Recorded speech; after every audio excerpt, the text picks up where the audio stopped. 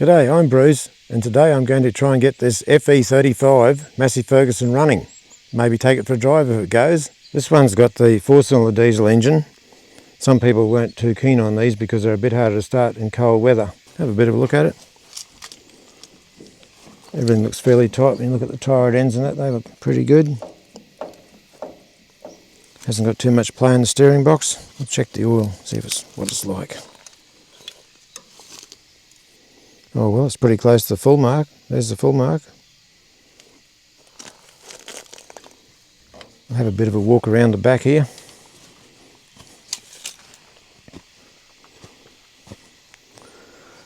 I would say it's been set up so they can roll start it. They've kept this up off the ground. Obviously the battery in there looks like it's old and disconnected. So I'd say what they'd probably do, they'd probably try and give this thing a bit of a shove somehow. Shake hands with danger and then run around there and probably jump on it. Because this is already up off the ground, it'll probably stay up off the ground for a while. Otherwise, if they just parked it and they didn't have this here, that might be touching the ground. It'd be close to touching the ground anyway. These old things were a very simple tractor. They just had drum brakes on them here. They were manually operated, so you never had any hydraulic cylinders to leak or anything. And quite a few late model vehicles even still use drum brakes on the rear. Looks like level and box is still free. I can remember Dad working as a cane cutter for this man, and he had one, I think it was a 3-cylinder version of this, and he used to have an umbrella in a place like this, and he had this umbrella there, and he'd be driving along, and he was a merry old joker, and he'd be humming a tune, really having fun driving his Massey Ferguson 35. Here's the crank handle to crank it, to hand crank it, just sitting on the side there. First one I've ever come across. Our next door neighbours had a Ford Dexter, and they tried to crank it one time when we were all young. I can remember I was friends with the boys next door, and I think the battery was flat in the Dexter, and they thought they'd crank it. No way, they couldn't crank the Dexter. Like they could turn it over just, but no, it had a lot more compression than what we all thought as kids. Pretty rare too to see the original old muffler. It looks like it's had some JB Weld or something put around there.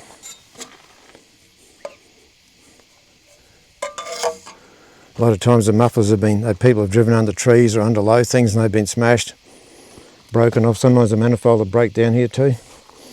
We're at the starter motor here. We've got to see what year. It looks like the 5th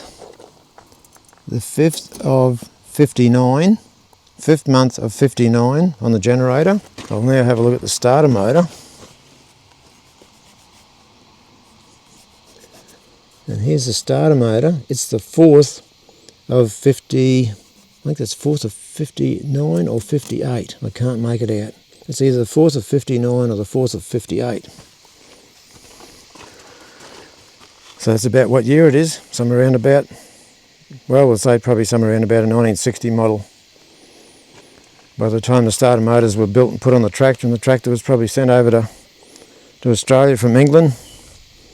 Probably arrived here in probably 1960 or 61 maybe. I guess we'll get a battery and see if we can hook a battery up to it and see what it'll do. Well, it's a really hot day, very hot day.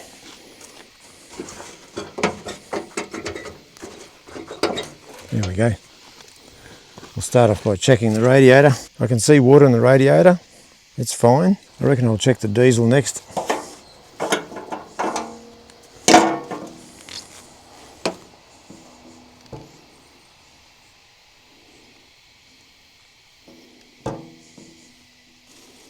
Diesel's very low. I think I might put a bit of diesel in. It's right down to there. It's funny how you have certain things that you like. I just like this bit smaller hose and jiggler than the other one. Probably a bit like spanners in the toolkit. You always gravitate towards certain spanners. You might have 3 or 4 spanners that will fit and do the job, but you always seem to go for one favourite spanner. You just think, well, I just like the feel of that spanner probably a bit better than the other ones, or there's got to be other old mechanics out there like me that think the same as that, surely.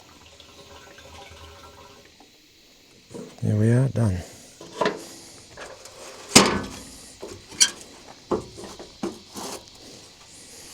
Next up will be the battery.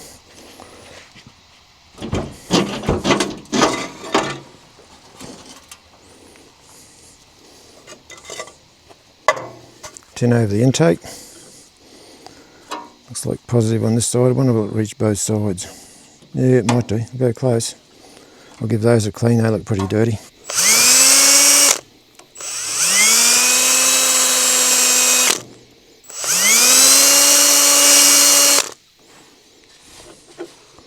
I'll go around the other side for that one.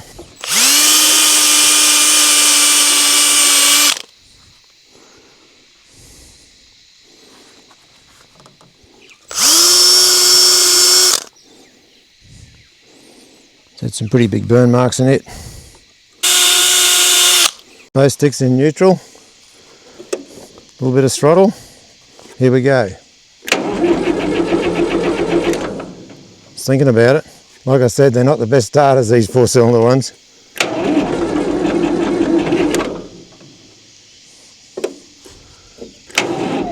Doesn't sound too good.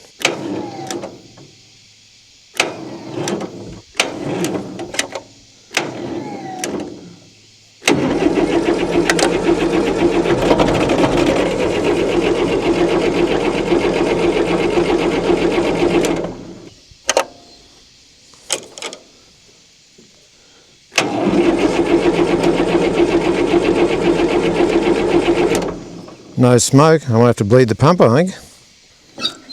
Might put that handbrake on in case it runs away. Right, that's on.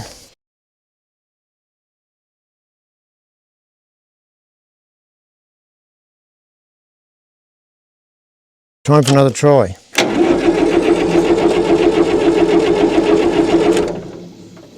Doesn't sound too good.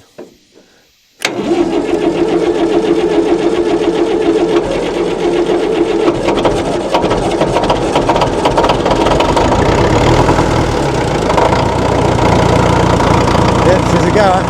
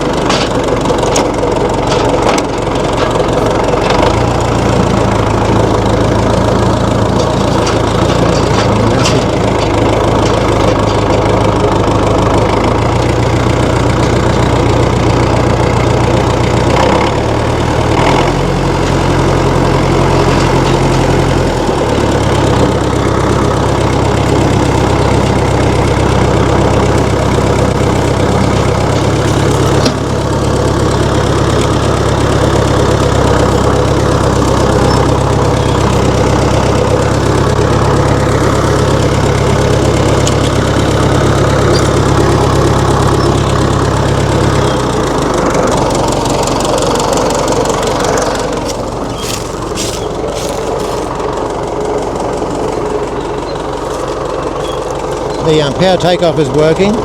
I'll go and push the clutch right down and see if it will stop.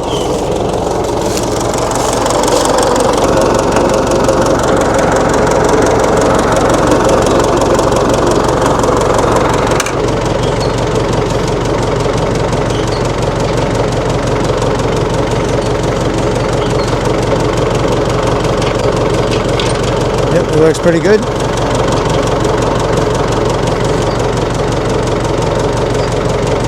Most of that stuff on it still works, which is amazing, isn't it?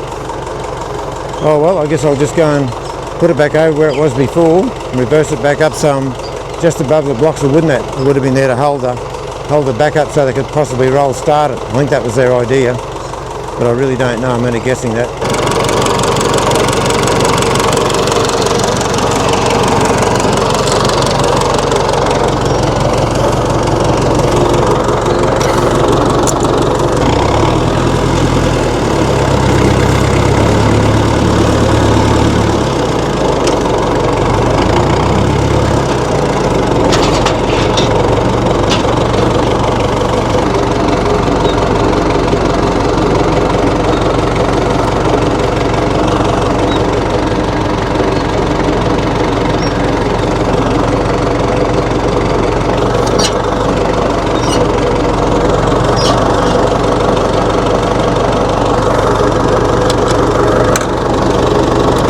I'll just get the camera for a moment.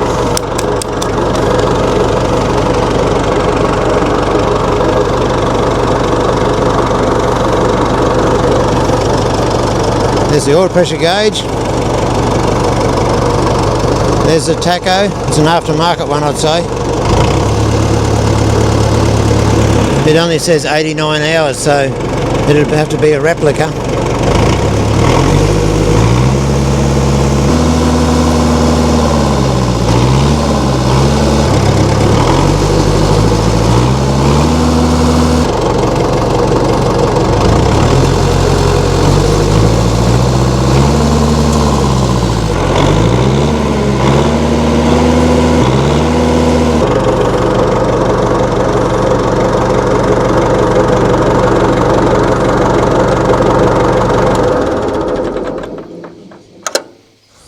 I can see there now why the diesel tap would have been turned off.